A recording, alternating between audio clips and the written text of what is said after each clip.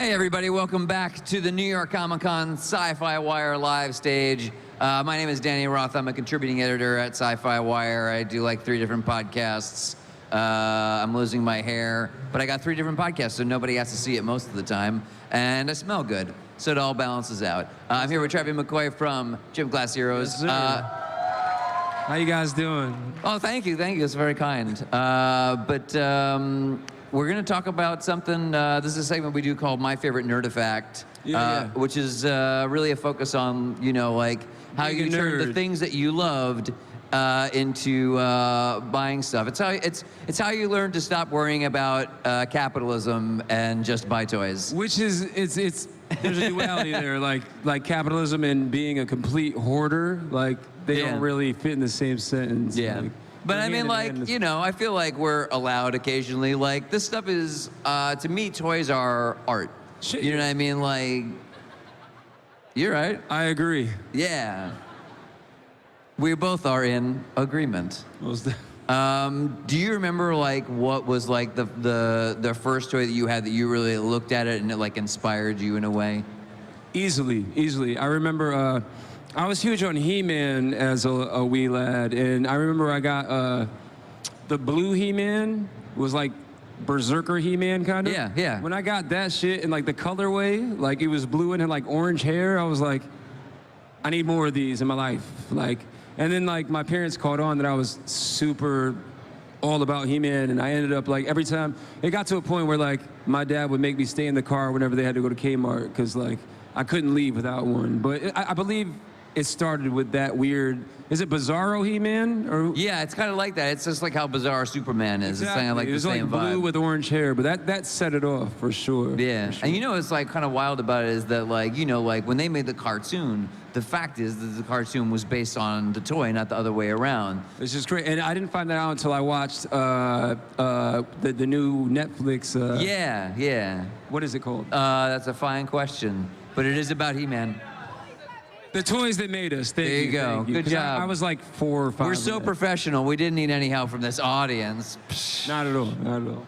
We didn't need you. Thanks for coming. Yeah. So, like, that's the start. For sure. But like, you are a real collector. Yeah, I think so. In like the most insane, and I should be on Hoaders-Buried-Alive sense that you could put that for sure. Yeah. Well, I mean, like, they could do a post-mortem later, but, like, in the meantime, like, what's in the collection? Like, what's the stuff that, like, you focus on? What's the stuff that, like, you would show to other people, like, your favorite pieces? Well, there's levels to this shit. I don't know if you... So in my house, I have rooms dedicated to specific things. Like, for instance, I have a Stitch room that's completely dedicated to Stitch and everything Stitch. And I have a Nintendo room that's... From Lilo and Stitch. Yeah. All right. Yeah. My dog's name is Stitch. He's 11. But I have a Nintendo room that's completely dedicated to everything Nintendo. And I have a Nightmare Before Christmas room. I have a 3A room, which is dedicated to Ashley Wood and 3A and all that.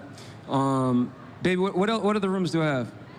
I have a Batman bathroom that I call the Bat Room. Oh, yeah. Yeah. Minus the H. But I wonder what color the Batroom was when it started and what color it is now. It was a very ugly periwinkle, but now it's lively with Batman phenomena, and propaganda. But wait, if somebody made a periwinkle Batman, would you buy it just so that you still have a little memory from the past? It was just, when I got the house, it was periwinkle, but now it's just outrageous. I'm just saying I want a periwinkle Batman now. Say less, I think we should make that happen. All right. In fact, the kitchen is all purple, and that's dedicated to Prince, rest in peace. But, yeah. That's amazing. I feel like I just let you guys into my house, and I don't feel comfortable with that. Like, there's something unnerving about that. It's too late. This is a live segment. It's too late. It's all out now. It's too late. So let's talk about Ashley Wood a little bit and that particular run of ongoing toys, because to me, that is like capital A art.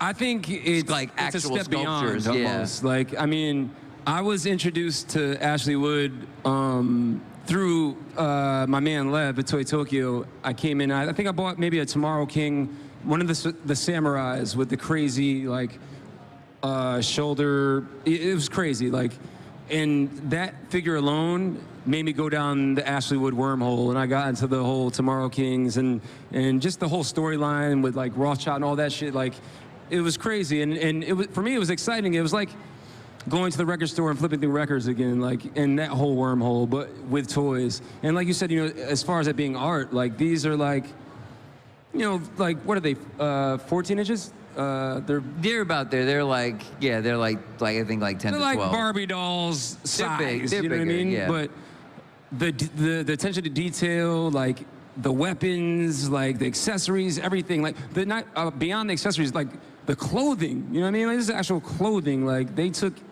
every attention to detail you could possibly take on these things, and I just appreciate the craft. And beyond that, I had the pleasure of meeting Ashley, and like, you know, they say like you don't want to meet your heroes, and because they usually ruin it for you, but this dude actually like boosted me further into the world of 3A, and I'm grateful to Lev for introducing us, and I'm a loyal 3A fan to this day, like unspoken. Like I said, there's a room dedicated to him in my house, so.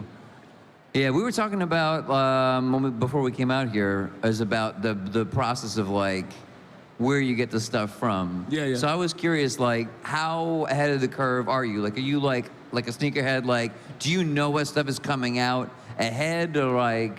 The thing is, I'm blessed to call a lot of people family who are a part of this world, like as far as, you know, being up on things and whatnot. And so I get introduced to a lot of things before the public is, and I don't want to sound like a bougie. It's by default.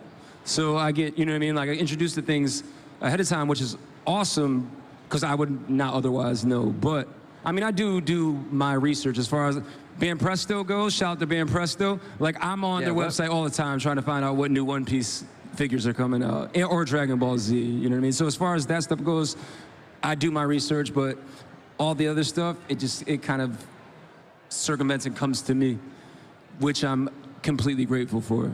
Yeah. Because people do their research and they holler at me later. You know? I like that we're a balance because, like, when it comes to Band Presto, you got the One Piece and the Dragon Ball, and I've got like the Madoka Magica and the Sailor Moon. It's like between the two of us, we got all that stuff on lock. But do you still do you go to shops? Because that was the other thing we're talking about. Like, I worked at Forbidden Planet in New York City. If anybody is aware of it, shout out to Forbidden Planet in Union Square. And I'm sure I bought some shit from you. Yeah, you know what I mean? I'm sure that's facts. You probably like back in my day, was Saskia Lennis was the toy person that you came to, and like that was it. She legit would like usher people in. She would call people up the phone and be like, "This is what I got. I got 3 of them. Come down. You look at each one, and you find the one that looks right to you, because the sculpts are always a little different. The paint job on each one is a little different." As we were talking about earlier, for sure, for sure. So like, I mean, I started early, like living in New York. You know what I mean? Going to Kid Robot and getting up on. I think the first vinyl piece I bought was the MF Doom, like the collab that Stone's Throw did with Kid Robot, the MF Doom piece, and from there it was just like the addiction set in. You know what I mean? And like, you know, you make friends with these people who are just as obsessed and, you know what I mean, like well versed in the culture as you are. So you're like, you know, you're talking for a half an hour, you don't realize it, and next thing you know, like they're calling you like, "Hey, I got the new so-and-so, blah, blah," and you're like, you've made a friend, but beyond a friend, you've made somebody that you can connect with on a level that a lot of people can't, you know what I mean? And so with that said, like, you know, going to Forbidden Planet, making friends, going to Toy Tokyo, making friends, and like, they're just as anxious about or excited about what you're excited about. So like, they're quick to hit, like you said, the text message like, "This is coming out, this is coming out." And you can't, you know what I mean? You can't ask for better friends, for sure. You know what I mean? Is there anything that, man, there's like things that I think about when I look at toys where I'm like, do I want like a figure of myself, or like, do I want to design a figure for myself? You know what I mean? Because like some of these like companies are amazing. Like, there's like 3D printing companies now where you just like get a full-blown like 3D picture of yourself, and now you have a figure. Yeah. But you could like, I mean, like, so you met Ashley Wood, you could like collaborate. Was that a thing that you would even want to do? As far as like, if you were going to say like, all right, like obviously you have an artistic aesthetic. Like before we came in, like that was it. Like you found art on the floor that like spoke to something like deep inside of you. So you clearly have something in your mind. Like, do you feel like you could ever work with somebody on like a line of toys? Oh, of course, of course. All right, not to like ruin it or like have somebody steal your idea, but like, what kind of toys did you make? I think honestly, I would go the 3A route as far as like, you know, articulation, posability, accessories, all that shit. Like, I mean, that's the shit I live for. You know what I mean? So like, I would definitely go that route where you could kind of customize. And here's the thing, like, I'm not the dude that buys toys and leaves them in the box. Like, I gotta take them out and play with them. You know what I mean? I gotta pose them and shit. Like, you know what I'm saying? Get them in the like all that. Like, I actually have that figure. Yeah. You know what I'm talking? That pose. Of course I do. I gotta play with them. I gotta touch them. Sailor Jupiter's got one just like that. Promise. I'm not with that buying shit to just look at it in the box. Like, I can't do that. I gotta play with them. So, and if I was to do a collaboration, I would want people to grab them, you know what I mean, and play with them. Like, I'm the same way, like, I'm a visual artist as well. I paint, and like, a lot of my paintings, you know, they're very, very texturized. And so I want to, it's a kind of anti-museum law. Like, I want people to walk up and rub them and touch them and you know, feel them. Like, fuck all that, like, just look at it shit. Like, if something's visually pulling you into it and wants you to touch it, fucking touch it. You know what I'm saying? And that's how I am with my toys. And that's how I am with my life. Last question. Can I come over to your house and play with your toys? You damn sure can. Let's do it tonight. I'm dead ass. All right.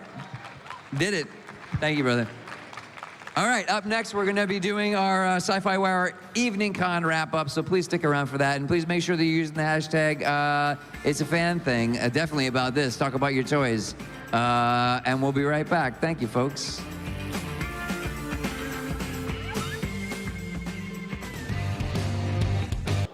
I'm Jackie Jennings with SYFY WIRE. If you can't get enough of New York Comic Con, go ahead and subscribe to our YouTube channel for news, interviews, cosplay, and so much more. What are you waiting for?